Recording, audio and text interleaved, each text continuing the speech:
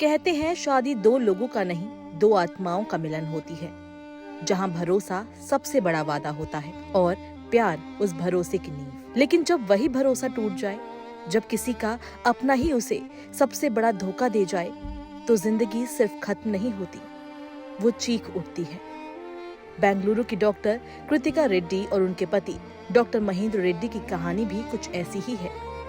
दोनों डॉक्टर जिंदगियां बचाने का पेशा चुनने वाले लोग, लेकिन वही पेशा, वही ज्ञान एक दिन एक पति को हत्यारा बना देता है। कृतिका रेड्डी 28 साल की त्वचा रोग विशेषज्ञ थी और उनके पति डॉक्टर महेंद्र रेड्डी विक्टोरिया अस्पताल में सर्जन। दोनों की शादी मई 2024 में हुई थी। कृतिका के पिता के मुनि रेड्डी ने बेटी और दामाद के लिए एक खूबसूरत घर बनवाया था।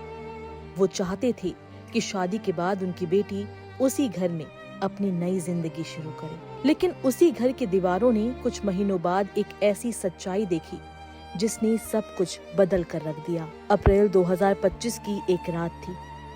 कृतिका की तबीयत अचानक बिगड़ गई। महेंद्र ने कहा कि ये गैस्ट्रिक की समस्या है और वो खुद उनका इलाज करेगा। वो भी डॉक्टर थे, इसलिए किसी को शक भी नहीं हुआ। महेंद्र ने पत्नी को इंजेक्शन लगाया और कुछ ही देर में कृतिका बेहोश हो गई। वो उन्हें अस्पताल ले गया, लेकिन डॉक्टरों ने कहा कि अब बहुत देर हो चुकी है। अब कृतिका की मौत हो चुकी थी। मौत को स्वाभाविक बताया गया। कहा गया कि गैस की समस्या के कारण कृतिका की मौत हुई, लेकिन किसी को अंदाजा नहीं था कि इस मौत के पीछे एक खौफनाक साजिश छिपी है। कृतिका की बहन radiologist doctor Nikita M Reddy इस बात से सहमत नहीं थी कि ये प्राकृतिक कारणों से मौत हुई है। उन्हें लगा कुछ तो गड़बड़ है। अपनी बहन की मौत का कारण जानने के लिए उन्होंने अस्पताल को मराठहल्ली पुलिस में मेडिकल लीगल केस दर्ज करने के लिए प्रेरित किया, जिसमें अप्राकृतिक मौत का मामला दर्ज किया गया। लेकिन अब उनका अनुमान सही साबित हुआ।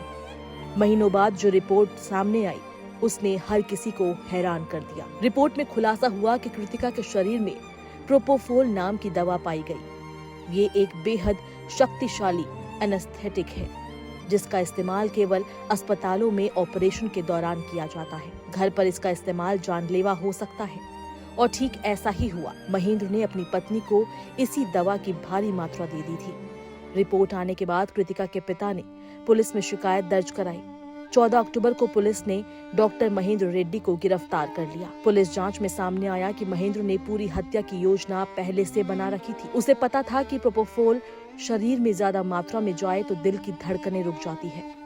उसने अपनी मेडिकल जानकारी का इस्तेमाल उसी दिशा में किया। उस रात उसने पत्नी को इंजेक्शन दिया और सुबह तक सब खत्म हो गया।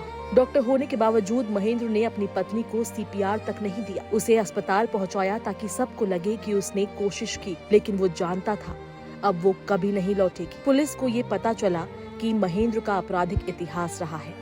उस पर पहले से धोखाधड़ी और धमकी के केस दर्ज थे और अब उस पर हत्या का मामला जोड़ दिया गया है। कहा जा रहा है कि शादी के कुछ समय बाद महेंद्र को पता चला कि कृतिका को गैस्ट्रिक और मेटाबॉलिक डिसऑर्डर जैसी पुरानी बीमारी है। वो इस बात से नाराज था कि उसके ससुराल वालों ने ये बात उससे छिपाई।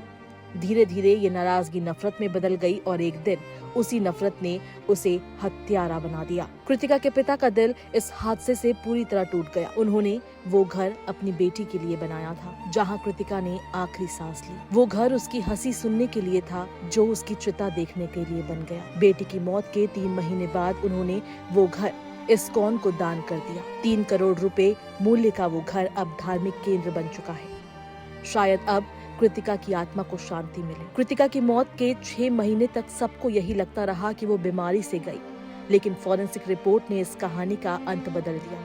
अब पुलिस के पास सबूत है, महेंद्र पुलिस की गिरफ्त में है और आगे की जांच जारी है।